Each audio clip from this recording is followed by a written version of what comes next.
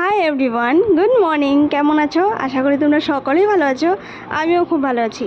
আজকে তোমাদের সাথে ছোট্ট করে একটা মিনি ব্লগ শেয়ার করলাম। তোমাদের সাথে অনেক দিন হলো মিনি ব্লগ শেয়ার করা হয় না, সেজন্য ভাবলাম আজকে তোমাদের সাথে একটু ভিডিও শেয়ার করি। তো যাই হোক, সকাল সকাল উঠে সমস্ত কাজবাজ আমার কমপ্লিট। এবার আমার খিদে পেয়ে গেছিলো, সেজন্য নাস্তাও করে নিলাম। তো আজকে নাস্তাতে ছিল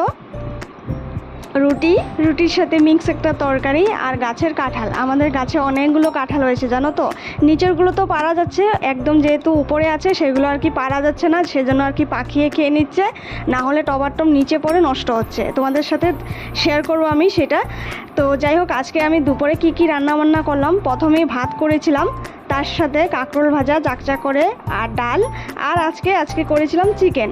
আজকে চিকেনটা একটু অন্যরকম করেছি, মাটনের স্টাইলে করেছি, একদম জল ছাড়া কষিয়ে রান্না করেছি।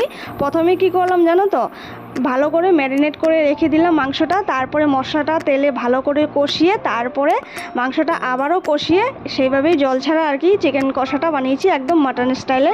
তোমরা যদি ফুল রেসিপিটা দেখতে চাও অবশ্যই কমেন্ট বক্সে জানিও, আমি ভিডিওটা দিয়ে দেবো। তো এই যে দেখতে পাচ্ছ আমাদের কাছে অনেক কাঁঠাল হয়েছে, মানে এইভাবেই নষ্ট হচ্ছে উপরেরগুলো। তো এইখানে আমার সমস্ত রান্নাবান্না কমপ্লিট, এবার আমি খেতে বসে গেছি। এই যে দেখতে পাচ্ছ আমার লাঞ্চে কি আছে। তো কেমন লাগলো আজকের মিনি ব্লগটা অবশ্যই জানিও। ভালো লাগলে অবশ্যই লাইক করো আর সাবস্ক্রাইবটা অবশ্যই করো।